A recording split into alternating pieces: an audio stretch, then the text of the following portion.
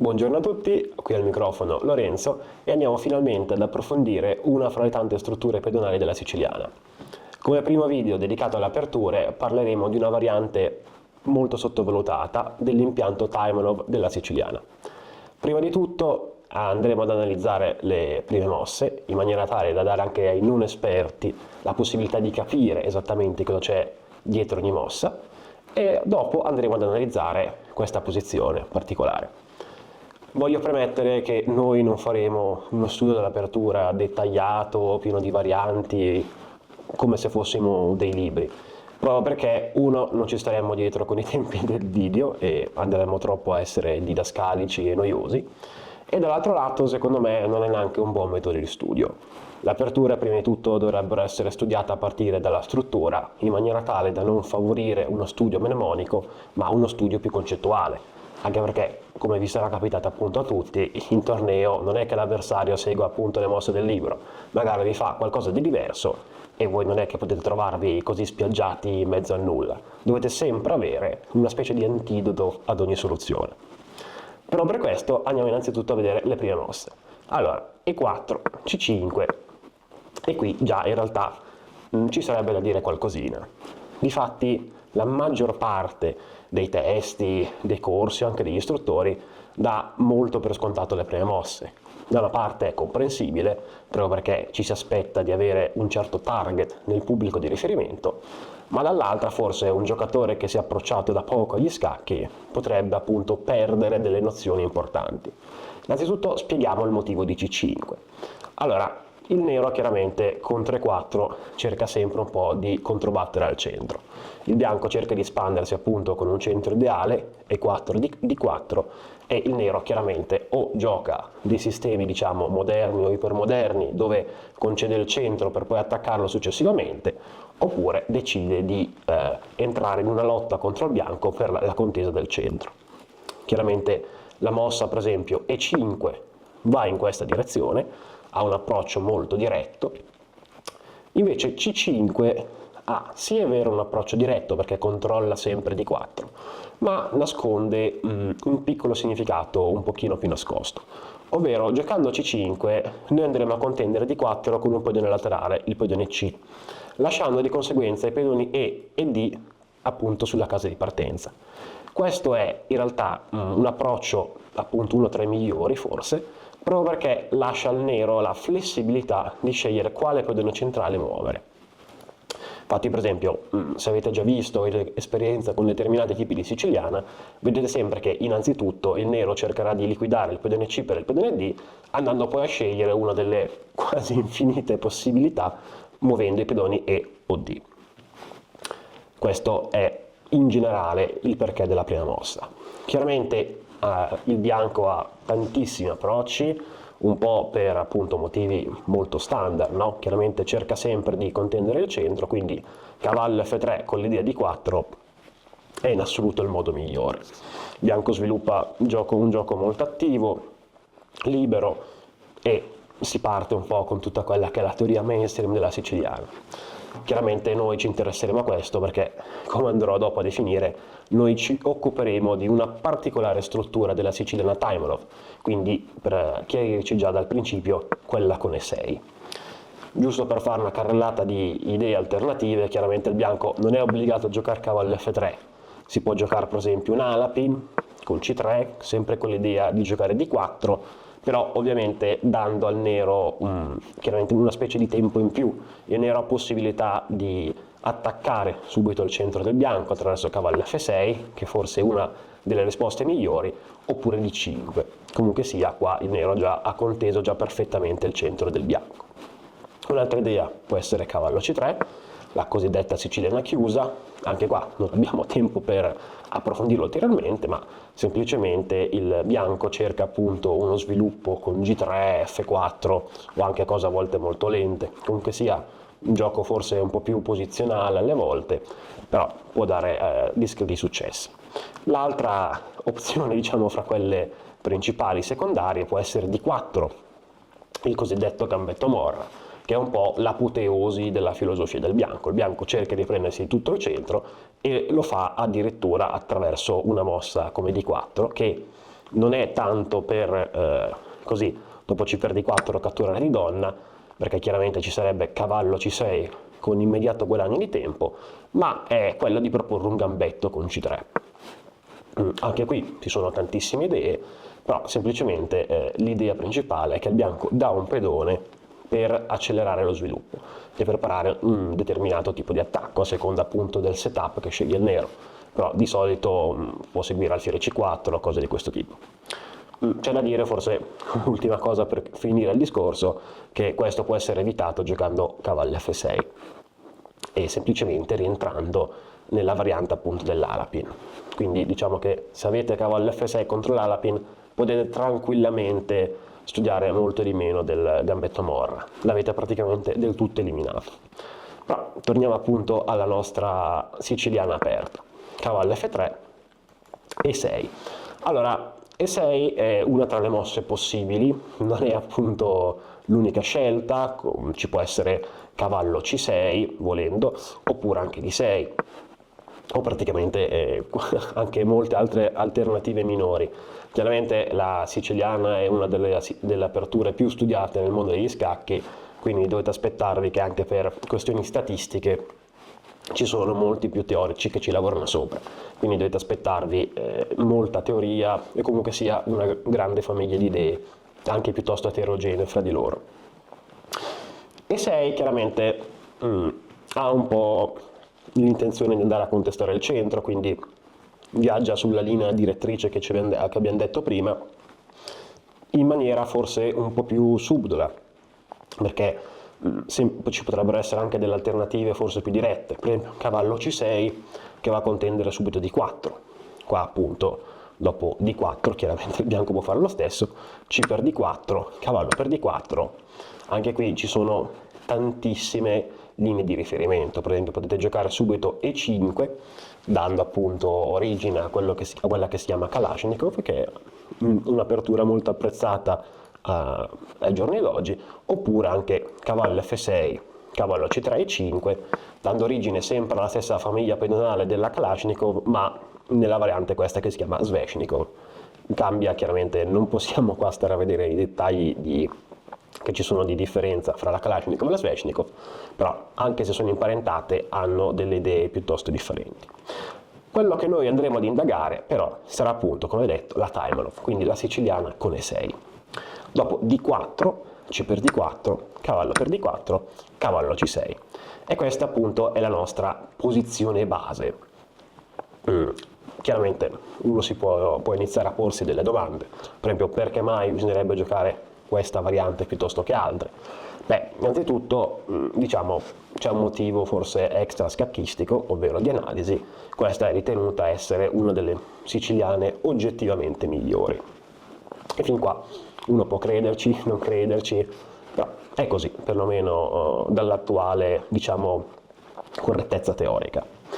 La seconda idea, anche questa forse un po' extra scacchistica, ma bensì pedagogica, è che la Taimanov ha appunto una flessibilità abbastanza invidiabile. Molte altre siciliane, per esempio come la Kalashnikov e la Sveshnikov, non hanno una tale flessibilità nella struttura pedonale. Si forma quella e poi dovete un po' giocarci. Questo perché è importante? Perché essendoci tante idee dietro, cioè nella Taimanov può saltarvi fuori una struttura come vedremo dopo, ovvero con un grande centro pedonale, possono anche venire fuori delle posizioni tipo Scheveningen, quindi avete una grande possibilità per imparare diversi setup. E questo è importantissimo nella crescita scacchistica, perché più setup imparate, più strutture pedonali riuscite a gestire, più non solo imparate nuove idee, ma avete anche nuovi spunti magari per giocare in maniera diversa e più efficace. La terza motivazione che potrebbe incoraggiare ad almeno approfondire questa variante è che non solo ha uno statuto, diciamo, teorico molto affidabile, ma paragonate ad altre siciliane molto rispettabili, come per esempio la Najdorf o il Dragone, la Taimanov è molto più accessibile, ovvero c'è teoria, anche tanta, però non siamo in una situazione comparabile come una Najdorf o un Dragone, cioè non dovete impararvi molte varianti a memoria perlomeno, oppure l'altro avversario vi gioca da motore e vi sbatte fuori dalla partita subito. Nella timeline forse c'è un po' più di flessibilità appunto anche nell'ordine di mosse e nelle linee critiche. Chiaramente ci sono, chiaramente il bianco si gioca molto bene, può mettervi chiaramente in difficoltà, però perlomeno ha un po' meno possibilità rispetto a Najdorf o Dragone. L'altra cosa molto importante da dire subito su questa posizione, anche se siamo a mossa 4, come vedete c'è molto da dire, è appunto l'ordine di mosse in cui si raggiunge la posizione. Cioè, per esempio, uno potrebbe dirsi, vabbè, se inizio con cavallo C6, D4, C per D4, cavallo per D4, ok, abbiamo visto prima che c'è sempre la possibilità di giocare E5, cavallo F6 o G6, quello che volete, però uno dice, vabbè, E6 posso giocarlo anche qui, e effettivamente sono la stessa identica posizione, non cambia nulla. Però c'è una differenza nell'ordine di mosse ed è bene afferrarla per capire molto bene a che cosa si va incontro. Ovviamente partiamo subito col dire che entrambi gli ordini di mosse sono corretti, appunto a discrezione del giocatore, e soprattutto dipende forse dalla necessità che avete nella determinata partita in cui lo giocate e dai gusti personali di ognuno. Cioè, qual è l'unica differenza? Che con cavallo C6 ci si espone a una di quelle che si chiamano antisiciliane, cioè praticamente sono tutte le varianti della siciliana a parte quella aperta, che appunto viene ritenuta il metodo principale per conversare la siciliana, ed è la Rossolimo, cioè alfiere B5 in questa posizione. A molti spaventa, infatti molti giocatori per entrare in questa posizione a base della timeline scelgono l'ordine di mosse con 2 e 6, ma è possibile anche rientrare da cavallo C6. Perché spaventa la Rossolimo? Beh, spaventa molto per reputazione, è un'apertura che anche ultimamente ha ottenuto discreti successi, è stata fra l'altro una fra le aperture principali usate da Caruana, anche in match molto importanti, quindi ha diciamo lasciato il suo segno teorico. È una cosa assolutamente da evitare? Quindi bisogna giocare E6 per non rientrare nella Rossolimo? Assolutamente no. Cioè la Rossolimo è un'apertura interessantissima sia da bianco che da nero, e soprattutto determinati setup, per esempio mi viene in mente G6 in questa posizione o anche 6, possono appunto dare adito a strutture molto sbilanciate.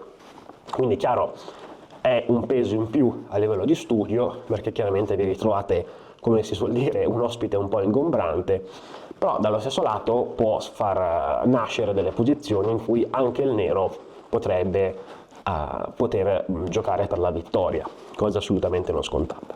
Quindi gusti, semplicemente gusti e predilezioni personali. Noi anche nei prossimi video a riguardo, per motivi appunto, per dare un'impostazione coerente a tutti i video, faremo sempre con E6 in seconda mossa. Anche qua, ecco, l'ultima chicca che volevo dire, appunto non è che togli la Rossolimo, allora se giochi E6 va tutto bene. Chiaramente E6 è una mossa forse un pochino più lenta di cavallo C6, che se dovessimo fare un bilancio fra lo sviluppo e il controllo centrale è la migliore. E6 lascia chiaramente al bianco alternative più interessanti, cioè mosse come D3 o B3 possono risultare appunto forse un po' più forti rispetto a cavallo C6. Quindi diciamo che si creano appunto questi sistemini, no? Con B3, G3 anche, o D3, però anche qui gusti, dipende da voi su cosa volete scontrarvi. Ok, torniamo alla nostra posizione.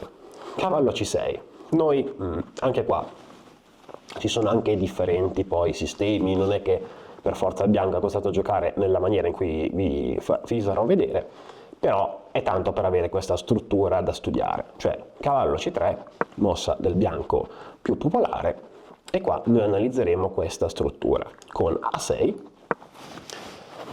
cavallo per C6, B per C6, andandosi a creare questa situazione centrale con tutti questi pedoni.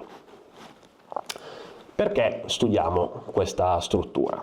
Uno, io la ritengo particolarmente appunto istruttiva, ci sono diverse idee particolarmente interessanti, 2 è un po' come fosse una specie di apologia, nel senso che per molto tempo questa struttura è stata ritenuta, diciamo, inferiore, o comunque sia non ottimale come la variante principale della Taimanov. Chiaramente voi direte, qual è la variante principale della Taimanov? Beh, semplicemente qua, dopo cavallo C3, il nero, se andate a vedere anche nei database, ha donna C7, come appunto la mossa più giocata. Chiaramente il piano è sempre quello, se vogliamo, di giocare con A6 e andare a preparare cavallo F6 senza subire E5. Questo in linea molto generale. Noi invece la vedremo con A6 subito e dando origine appunto a questa struttura. È chiaramente una questione anche qui di gusti, perché se non volete entrare in questa particolare struttura giocate semplicemente donna C7 e andatevi a studiare quella che è la teoria normale della Taimanov. Però secondo me merita perlomeno a livello di approfondimento teorico, quando siamo appunto, dobbiamo prepararci per un torneo, quindi forse abbiamo bisogno anche di vedere nuove idee, questa può essere secondo me una buona scelta da investigare perlomeno. Cerchiamo un attimino adesso chiaramente di capire il perché questa mossa B per C6 e soprattutto anche la mossa del bianco a cavallo per C6 sono mosse fattibili e andiamo appunto a delineare le prime caratteristiche. Allora, diciamoci subito una cosa. Cavallo per C6 del bianco è una mossa che, almeno per chi ha studiato un pochino di generalità della siciliana, è una mossa che di solito è sconsigliata, perché quasi mai si offre al bianco la possibilità di cambiare in C6 e poi che il nero si riprende col pedone B, andando appunto a formare questa presenza centrale molto forte. È una cosa di solito sconsigliata. Ma in questa particolare situazione il bianco ha dei motivi molto concreti, cioè qua non dovete aspettarvi che il bianco giochi per un compenso a lungo termine o degli elementi posizionali, perché come andremo a vedere appunto nel lungo termine è il nero che ci guadagna.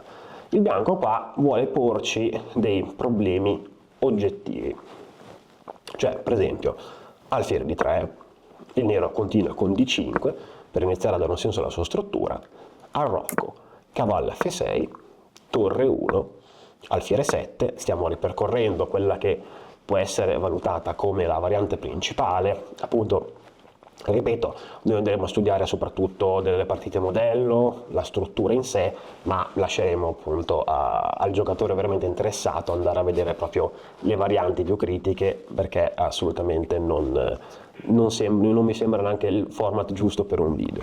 Alfiere 7 e 5. Iniziate a vedere appunto le idee un po' bellicose del bianco, cioè l'alfiere adesso molto attivo, punta sull'arrocco, il pedone prende un sacco di spazio, ci ributta dietro il cavallo di 7, quindi abbiamo diciamo tutti i pezzi un po' schiacciati.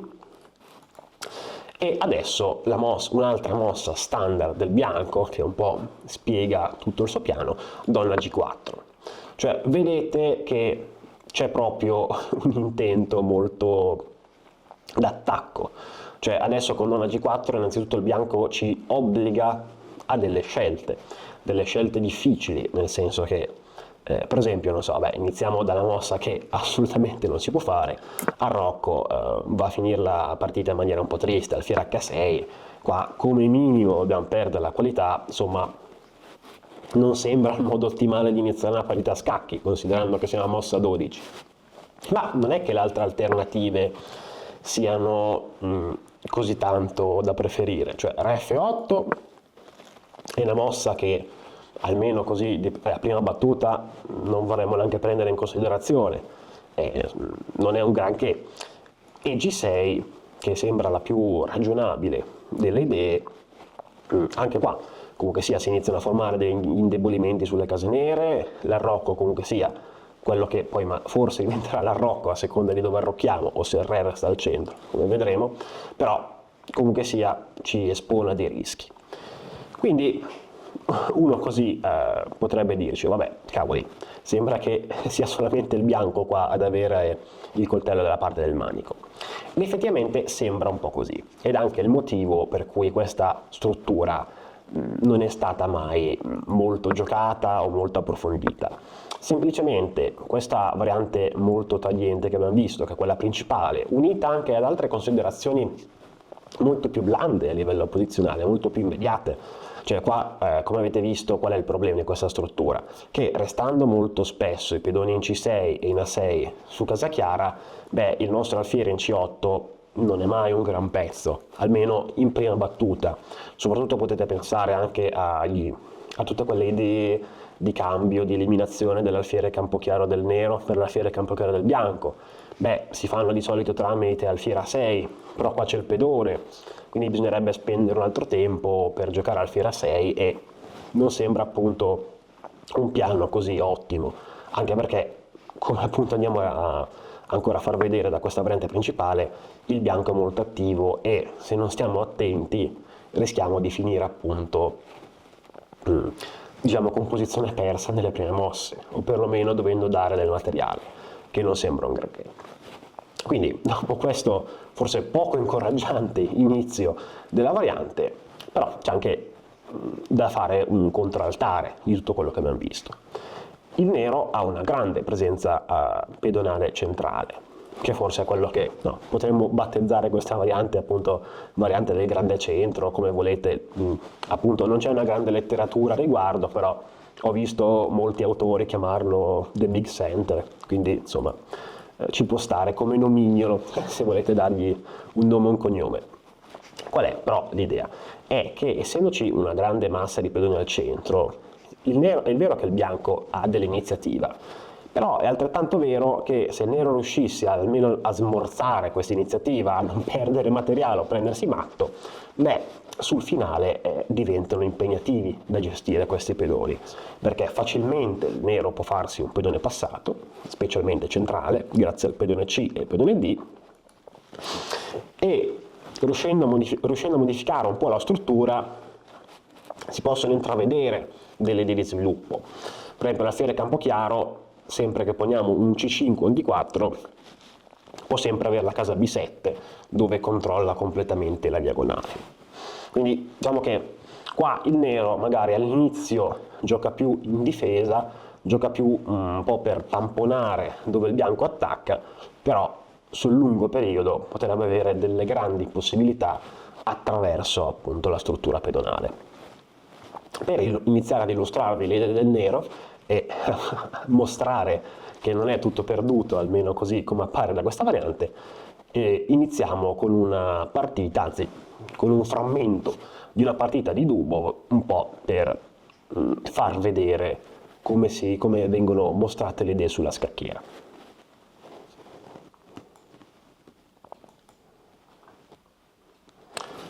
Ok, anche qua non andiamo a vedere le prime mosse, o vedrete che taglieremo anche tutto ciò che sta alla fine, proprio perché noi studieremo le strutture pedonali e i piani di riferimento dell'apertura. Tutto ciò che c'è dopo non ci interessa più di tanto, a noi ci interessa avere tante idee e capire soprattutto come gestire questo grande centro, che è appunto la cosa che vogliamo imparare.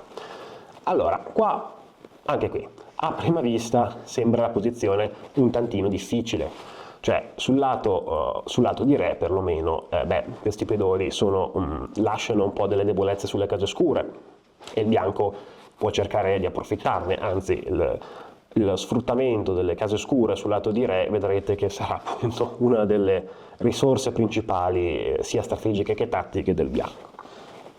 Dall'altro lato sembra che non ci sia grosso compenso per il nero, sembra un po' tutto schiacciato, l'alfiere ancora non trova una sua direzione, l'alfiere 7 resta per tamponare le case scure e il re è un po' in balia al centro, qua arroccare corto fa paura, sembra di prendersi matto, qualche sacrificio in G6 da un momento all'altro, il nero deve capire cosa fare.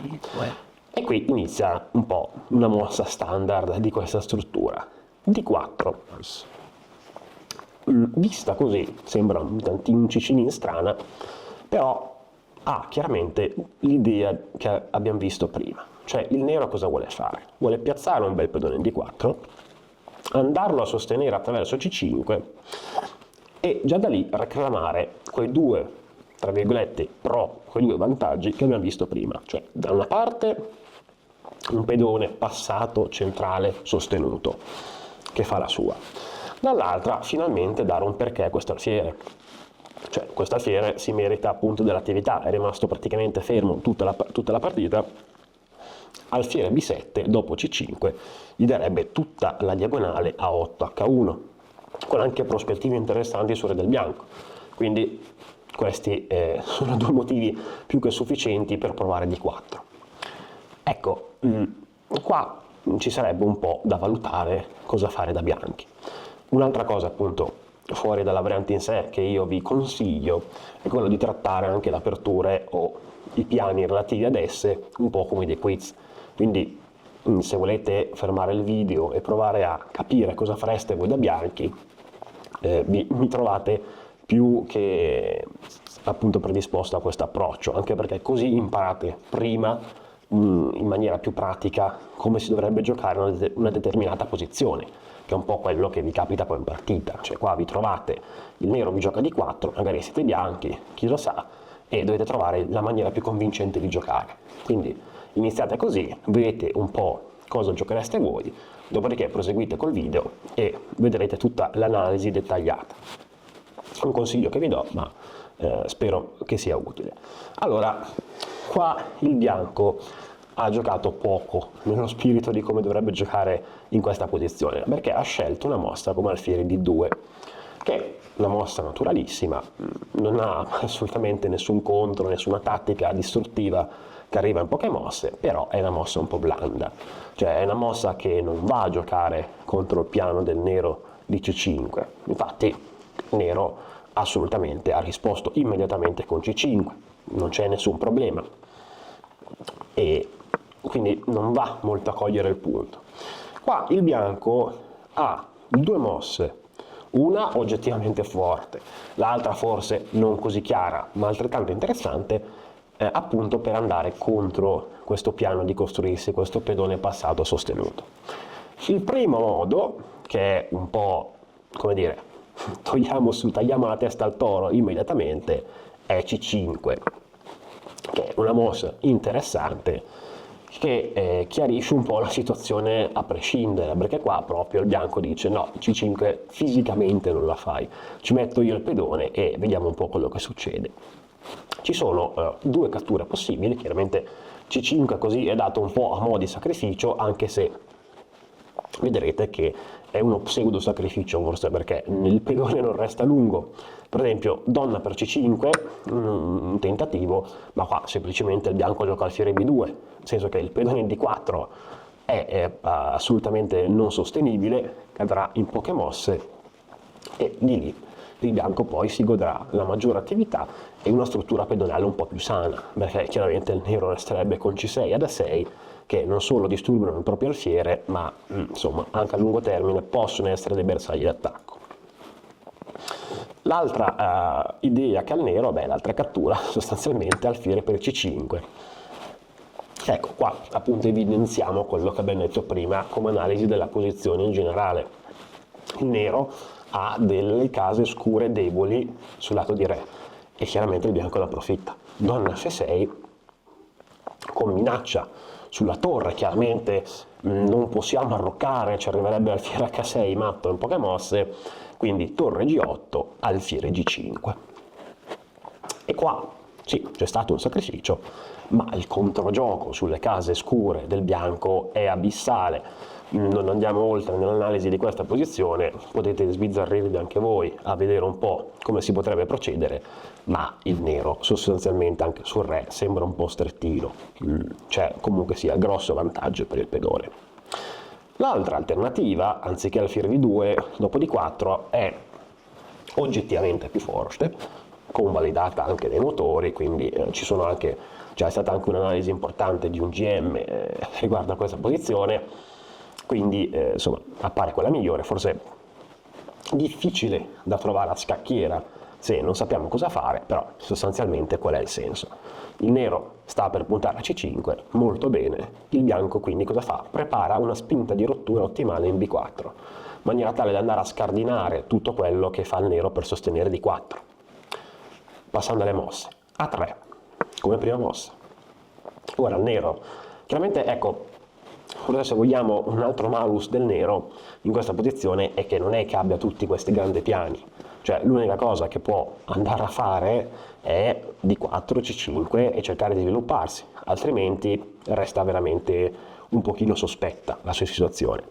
C5 e adesso B4, subito, proprio un po' come un sacrificio, anche se appunto non saprei se definirlo sacrificio o pseudo sacrificio, perché questo pedone B4 è veramente avvelenato, cioè è tatticamente impenetrabile. Vediamo un po', per esempio C per B4, ecco anche qua, se no il nero cosa fa?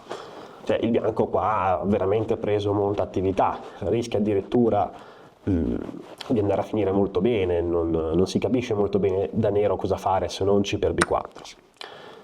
Forse sarebbe meglio fare alfiere B7, che è l'unica altra mossa, diciamo, sensata e fattibile. Forse alfiere B7 in questa situazione avrebbe potuto migliorare, perlomeno non andare a finire in guai troppo grossi il nero.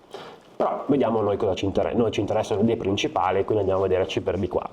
C per B4, A per B4, C per B4 e, come abbiamo già visto nella variante precedente, qua c'è un controgioco sulle case nere veramente forte, cioè donna F6 e dove la metti la torre, poniamo torre H7, qua alfiere G5 e c'è veramente troppa dinamica, il bianco è veramente troppo attivo, c'è anche la colonna B che potrebbe essere sfruttata dalle torri, quindi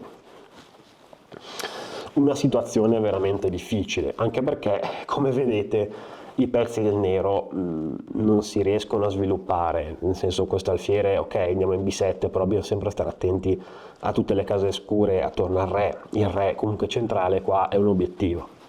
Quindi ecco, questi sono appunto sono i modi con cui il bianco avrebbe potuto andare in vantaggio.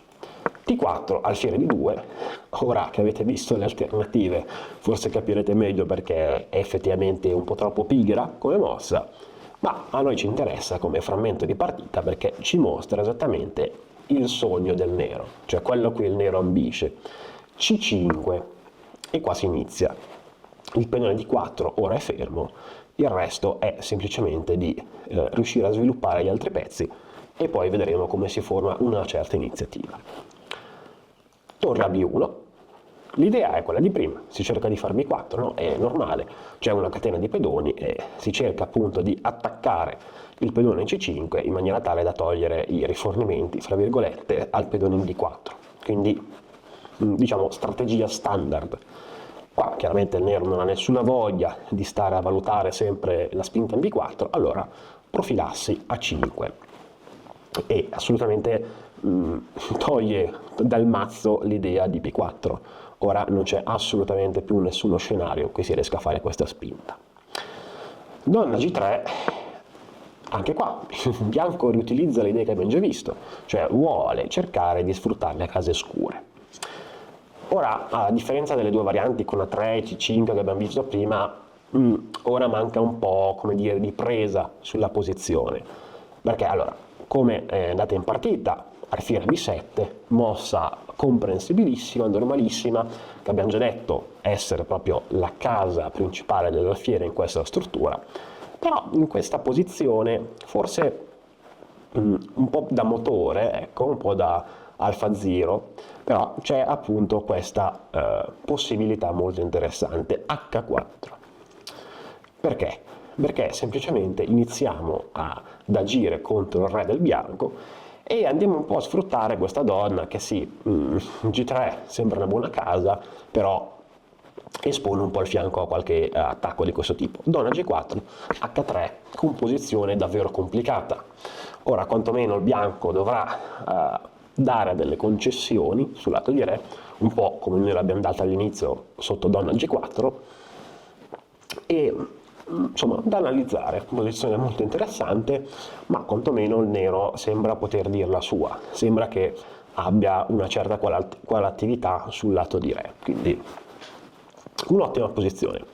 Ma anche alfiere B7 non c'è nulla di male, è una mossa naturale, molto più umana, molto più comprensibile, soprattutto se pensiamo che la partita comunque sia era una blitz, quindi non è che ci fosse tutto questo tempo di calcolare H4 e le complicazioni, quindi mossa naturale, mossa forte, mossa assolutamente giocabile. Qua il bianco inizia un po' a giocare non da protagonista, ecco, inizia alfiere E4, che è una mossa sensata, si rende conto al bianco appunto che l'alfiere in B7 è molto pericoloso e cerca appunto di cambiare un pezzo. Alfiere per E4, torre per E4, donna C6.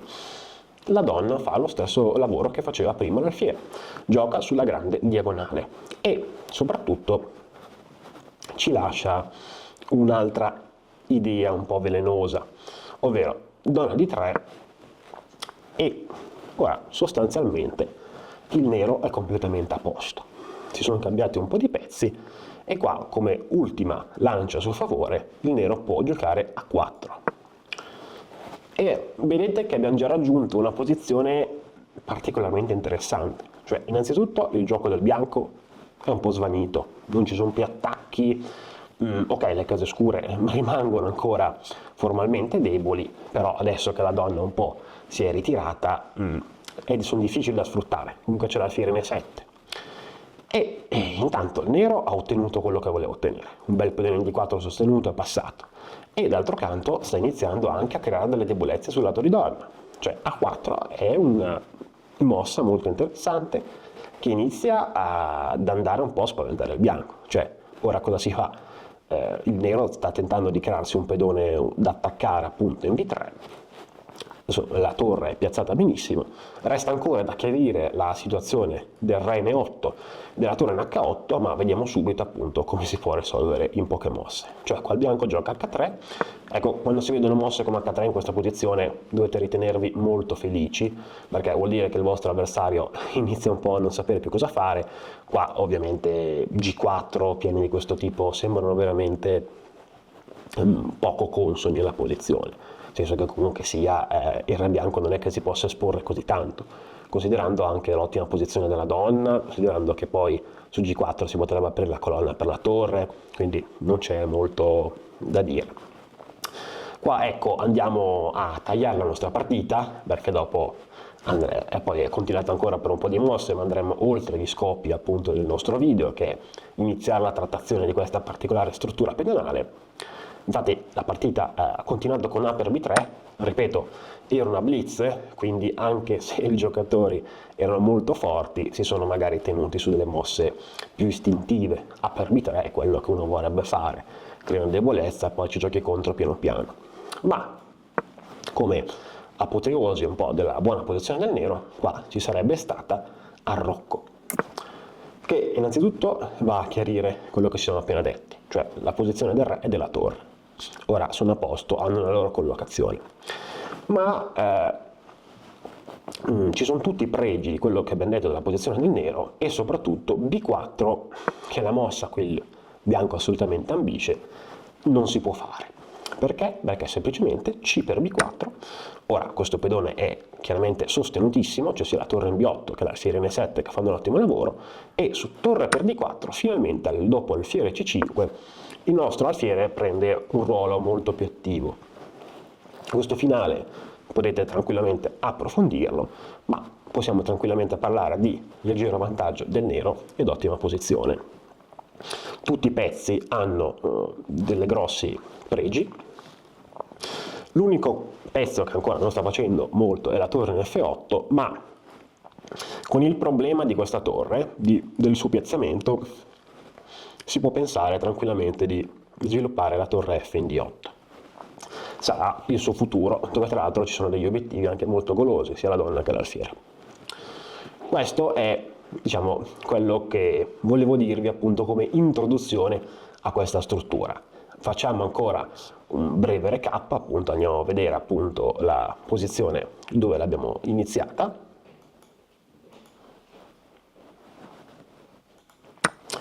Eccoci qua, quindi abbiamo già visto le diverse idee, abbiamo finalmente capito qual è questo vantaggio a lungo termine del nero e dove può sfruttarlo. Chiaramente abbiamo anche iniziato a vedere le insidie del bianco che può provare e difatti nei prossimi video andremo proprio anche ad analizzare i tentativi e le strategie migliori del bianco, perché comunque sia, giustamente, non è che Viper C6 risolva i problemi degli scacchi o della Taimanov in toto, è semplicemente una scelta più di nicchia, più interessante, ma il bianco, se conosce la posizione, può metterci in difficoltà. Quindi nei prossimi video andremo ancora ad analizzare altre idee del nero e poi a vedere magari delle varianti critiche del bianco per capire anche come controbatterle. Spero che questo video vi sia stato utile, ci vediamo a presto.